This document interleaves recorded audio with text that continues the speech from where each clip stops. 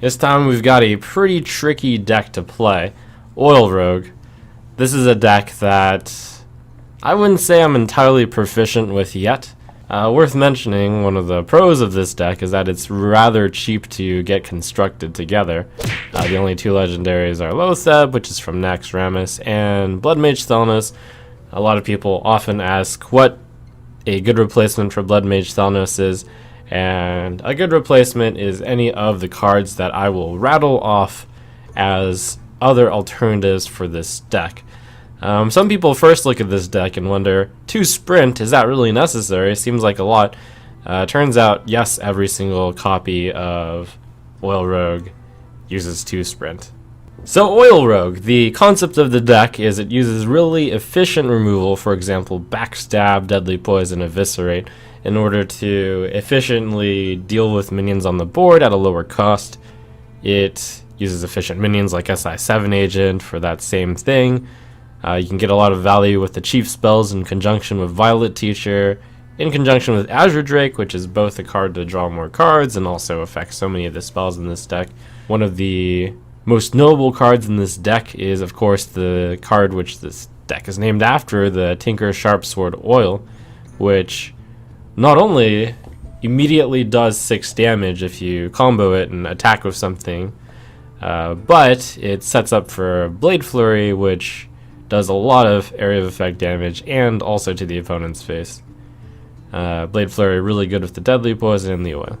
Usually this deck will just try to control the board until late game it gets a minion on the board and then it plays Oil, attacks for whatever, and then Blade Flurries, usually for the finish. Cards that can be in the deck as well include, but are limited to, there are actually quite a few cards, Shiv, Goblin Auto Barber, Earthen Ring Farseer, another copy of Anti-Killbot, another Piloted Shredder, Sludge Belcher, even Dr. Boom sometimes makes an appearance in these. Other cards that were seen every once in a while were also Edwin Von Cleef and Emperor Thorsan. It was decided that general consensus, Emperor Thorsan, even though it seems like a really good card, doesn't quite fit. The cards in this deck are already low cost enough, and you often don't have that many cards to reduce with the big Emperor, and Edwin Van Cleef is certainly an option. Turns out that the Piloted Shredder kind of takes the Edwin Van Cleef spot as something that's more sturdy and consistent, but nothing wrong with an Edwin Van Cleef. Also, in my brief teaching series where Mr. Yagut, a great rogue player, taught me, he was using a version with Assassin's Blade, which is also a card sometimes in this deck, with specifically the 2 Goblin Auto Barbers as well. So, game plan of this deck is rather simple. Efficiently remove the minion, step 1. Step 2, you draw a bunch of cards, usually with Azure Drake or Sprint, and step 3, you attack for a lot of damage with Oil, and then Blade Flurry, and you kill him. However, this is an aggressive matchup, so in this matchup, you're pretty much just trying to survive and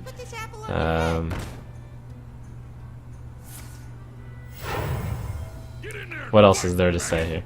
You're pretty much going to try to survive. If you can survive, then you usually just outvalue them, I suppose would be the term. This type of deck is actually really scary because they can run you down quickly enough before you get anything going. Often with this deck, planning 1 turn ahead is required. Also, oftentimes you want to make sure that the knife is used really well. It is said that good management of this dagger is a key part of this deck. So I do want to combo this, so I'm going to just set up the dagger this turn, plan to Deadly Poison and SI7 Agent the next turn, which is a little slow and I'm taking a lot of damage, but maybe it's possible to stabilize if the opponent doesn't have too good a turn this turn. Alright, and that wasn't a great turn. This guy's tough. SI7 agent is one of your best friends against aggressive decks. Even better when you're going second, of course, and then a very strong opening turns out to be coin SI7 or backstab SI7.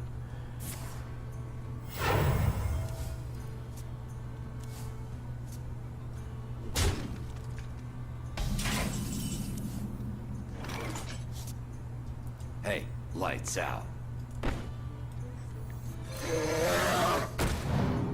Hey, lights out. Usually good form with this deck to keep a 1 durability, or 2 durability if possible, dagger around. And the reason for that is you save it for a Blade Flurry, which is bound to come up someday. Like now. Pay attention, class. One of the big strengths of this deck is the Violet Teacher, against aggressive decks especially. If you can control the board in any fashion, this thing, well, really against any deck, this thing gets so much value. Reporting for duty. It just continues to teach the students.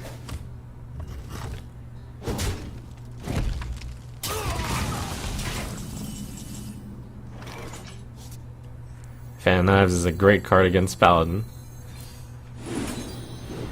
I am ready to learn. Instruction begins. One of the things that's a little bit unfortunate about Oil is if you have it with the teacher will spawn a student first, and then the Oil might land on the spawn student.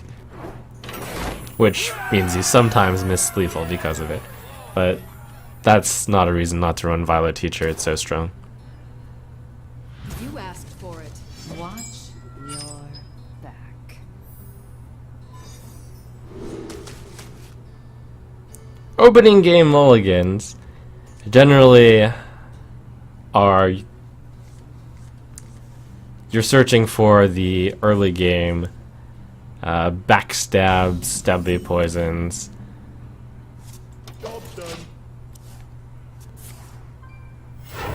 SI7 agents against decks that are likely aggressive. Only against specifically Warrior, you might want to think about keeping a card like Sprint. Preparation is generally kept as well.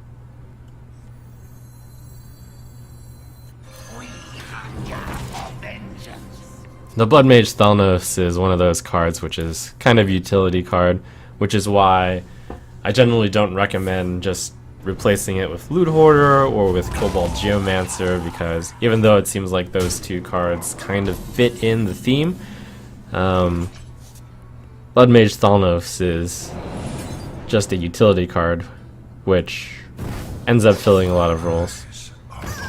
So anyways, against the aggressive deck, step 1 is just to stabilize, and step 2 is generally use your stabilized minions to kill the opponent.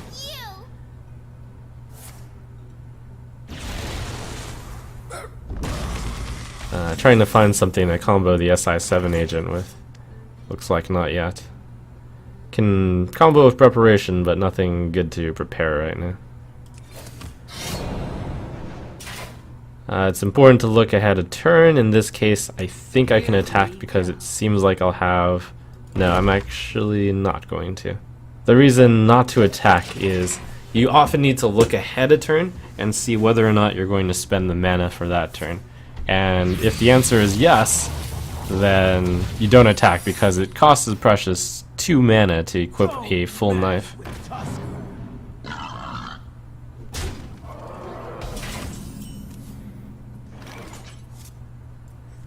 Preparation Sprint is a very common play with this deck.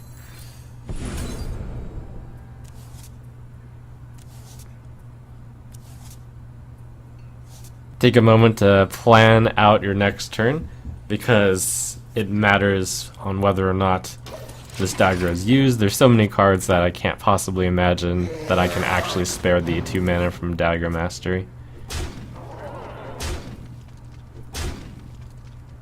So the big card that we're looking for is Deadly Poison in order to make the Blade Flurry very good. Currently there's no deadly poison to be found, so it's kind of a game of stalling until we find one. This is probably a mirror entity and is going to hurt a lot when it's triggered. The thing that it would hurt least on is either anti-killbot or SI7 agent. A very big problem currently. I'll choose to play the heal bot as a way to kind of survive and also give him not a great minion.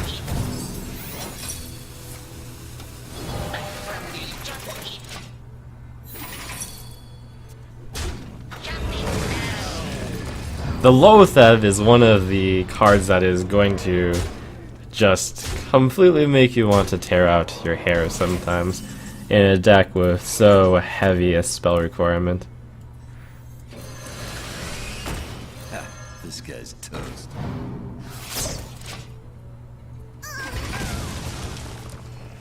So that is 12 damage. A fireball is going to be lethal for us. Fortunately, he doesn't have it.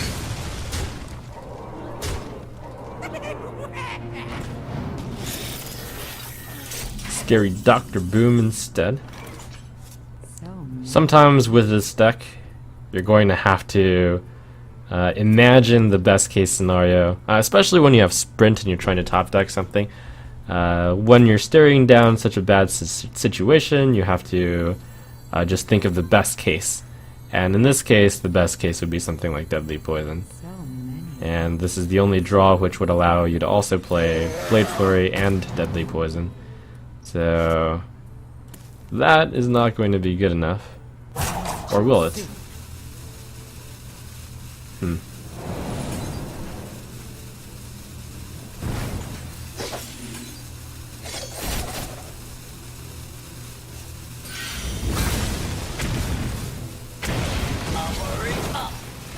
That will not be good enough. I'm sorry. Well played.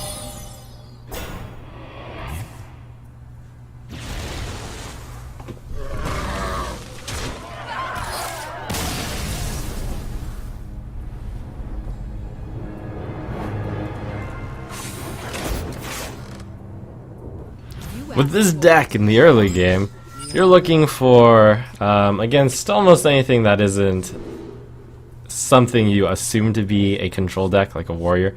You're just looking for the early game backstab, SI7 agent, Deadly Poison. With the coin, the SI7 agent is especially good.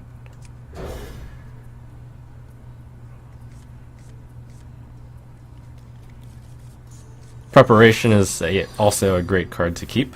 Preparation Fan of Knives can be a very big tempo swing.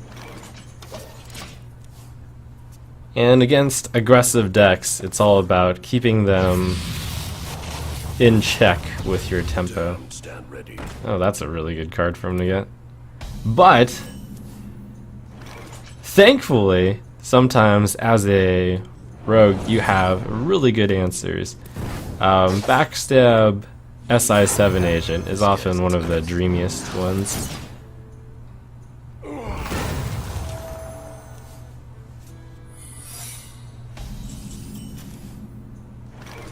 Hey, lights out.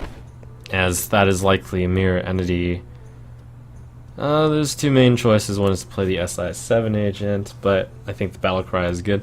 The plan is generally... my plan is going to be to try to combo the SI7 agent onto one of his minions and then trade the 3/3 into my own SI7 agent to break this Hey, lights out.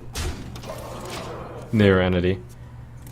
You kind of fall into a flow once you play enough Oil Rogue.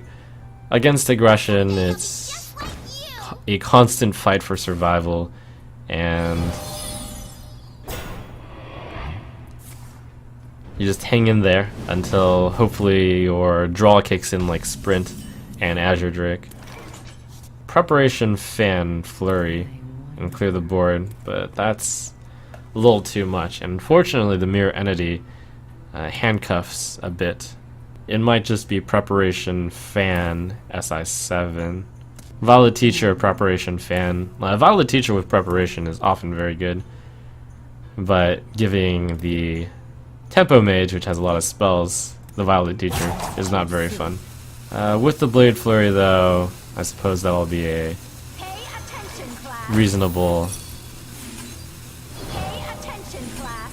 Hey, lights out. I am ready to learn. play. I am ready to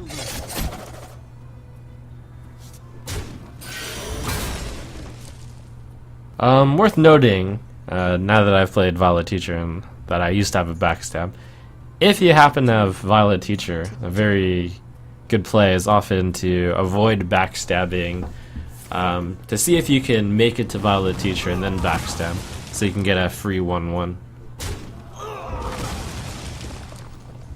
I would not have given the opponent a Violet Teacher if I hadn't had Blade Flurry in hand as a way to deal with a lot of small 1-1s easily. Time runs out on me. I am ready to learn.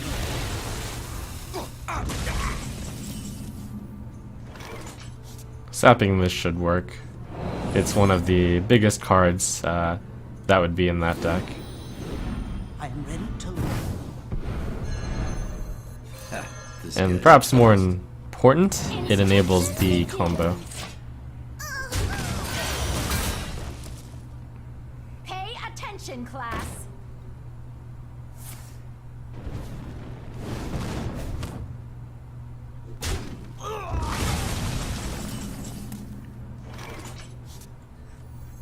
Yep.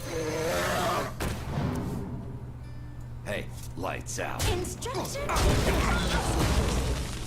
This deck often plays the role of control when you're up against an aggressive deck.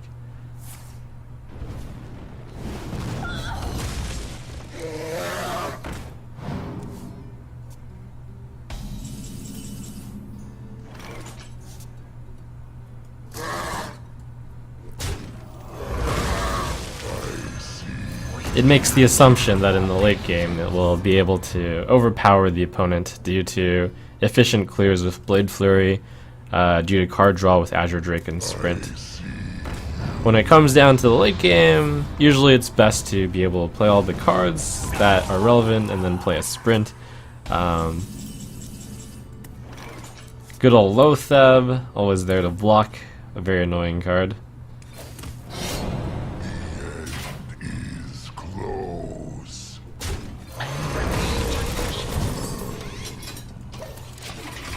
Very important to not swing the knife, because the 2 mana it takes to make a knife is pretty difficult to come through in a deck that's always starved for mana. You have to look at your mana and see whether or not it's reasonable to spend 2 mana on a knife later.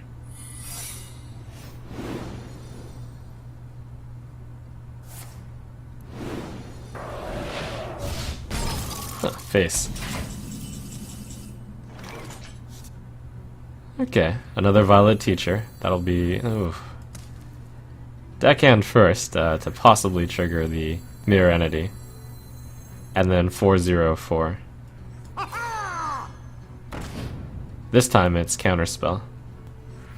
Pay attention, class. Unless it's Duplicate. It's Counterspell. Too soon. All of these cards are currently a little too good to play in order to set up Counterspell. It's worth considering the Blade Flurry, though. In fact, that's fine. He's running low on cards, and I have a second copy of Blade Flurry. It does also summon a guy, which is a little-known interaction. The plan is to be able to Preparation Sprint the next turn, and then be able to play whatever extra.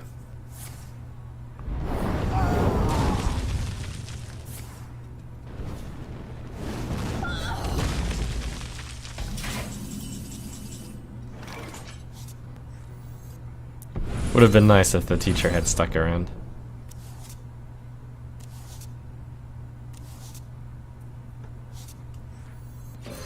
Here we go.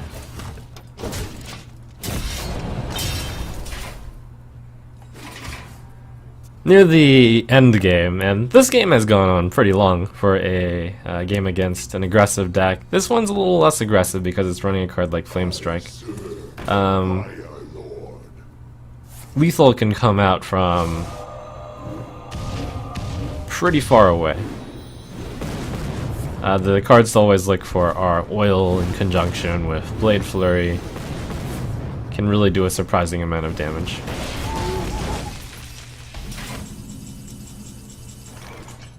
One more sprint will draw out most of the cards in the deck.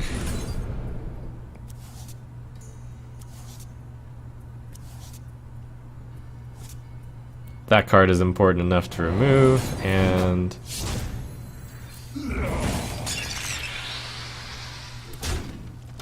hold the Deadly Poisoned Weapon because that will be able to do twice the amount of damage if Oil and Flurry go off on it.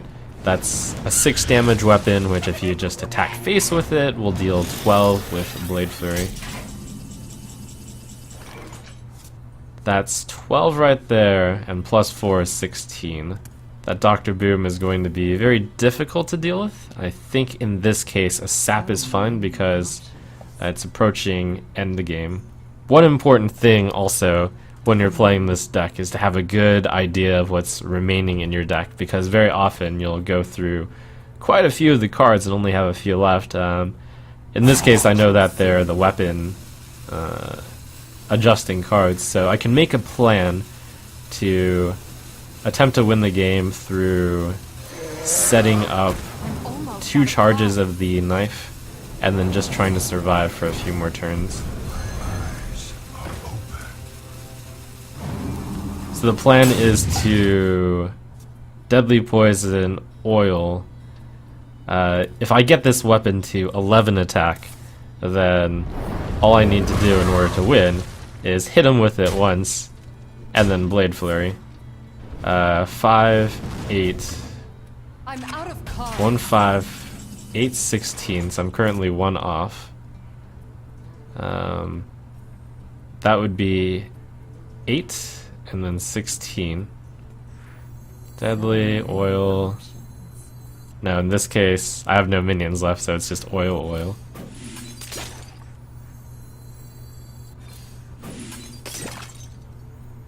Might as well toss the Deadly Poison on. Or 1 mana short of lethal.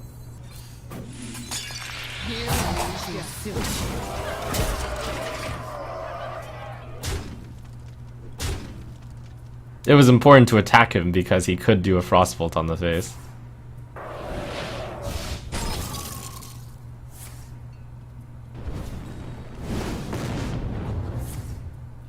He needs to Fire Blast the Boombot to have a chance. That would have been a really good play.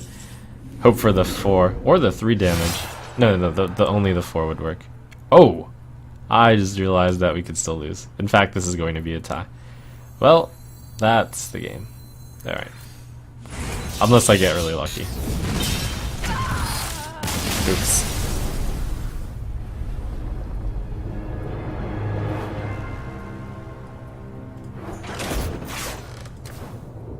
Your soul shall be mine! Watch your back.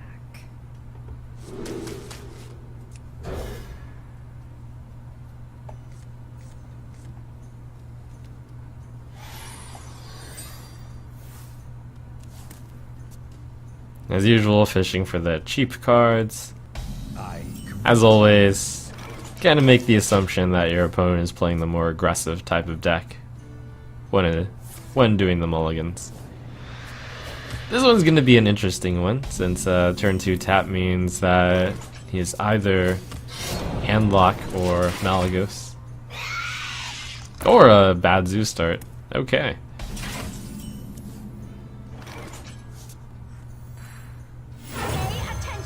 There's slight danger here because the opponent could power overwhelming this and kill that, and that would be pretty sad. I gave some consideration to passing and then play Valid Teacher the next turn to coin Deadly Poison and guarantee 2 students, but it's overall better to just play out your threats. A little tempting to play the second teacher, but instead I'll guarantee the student value now, I believe. Lock in the value here. Instruction begins. 1 damage is worth it on this fellow, since the opponent doesn't have anything that looks like you can deal 4 damage yet. It's often good to keep the weapon at 2 durability if possible, so that an attack and a Blade Flurry the same turn is possible.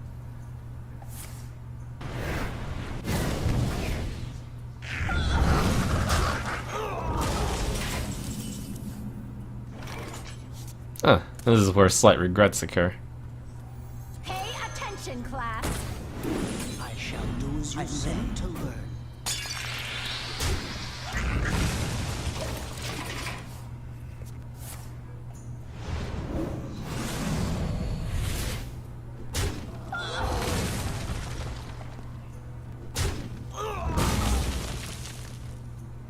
The light does not. This hand is really clunky right now, with 2 sprints and just a assortment of cards, but maybe the Blade Flurry will carry the day. Maybe. Patience with the Blade Flurry is required. Here we go. Too soon. There are pros and cons to killing the Kazan Mystic. One is that it actually removes something on the board, there's still something in the Blade Flurry. The con is that perhaps this is necessary in order to... I'm going to leave the weapon. It's overkilling the Kazan Mystic, and it's going to be possible to deal a lot more damage with Oil and Flurry if the charge is kept.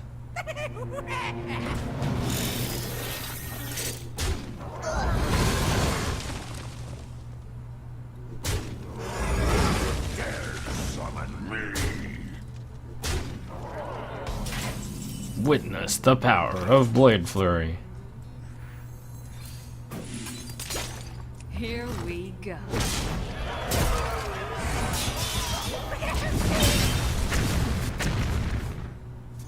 The light protects me.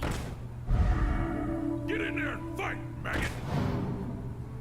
My shield for Argus! 3/7 damage.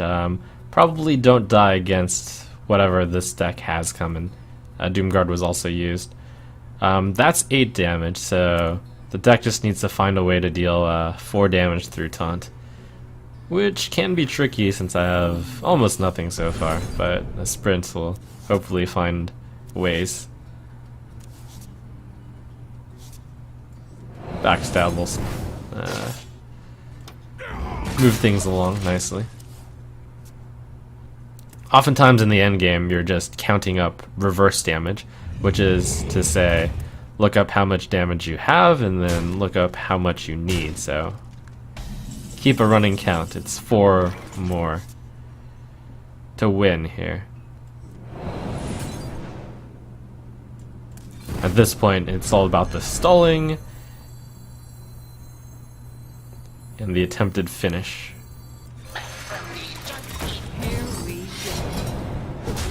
There's going to be 2 primary ways to win from here. One is to draw into the deckhand and then put an oil on it. That'll do a bunch of damage. The other is simply to hit him with 4 attack with this plus the oil and then eviscerate twice. Get in there and fight, maggot! The third way is to actually lethal with sapping this and then playing oil, eviscerate, as I've been told. Really easy to miss lethal, as you can see from the example. Anyways, this will do though. So always be on the lookout.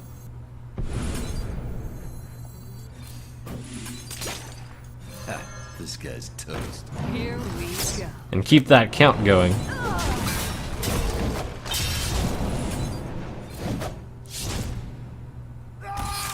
That was to make sure that you were paying attention and that you were trying to count the lethal. Yes.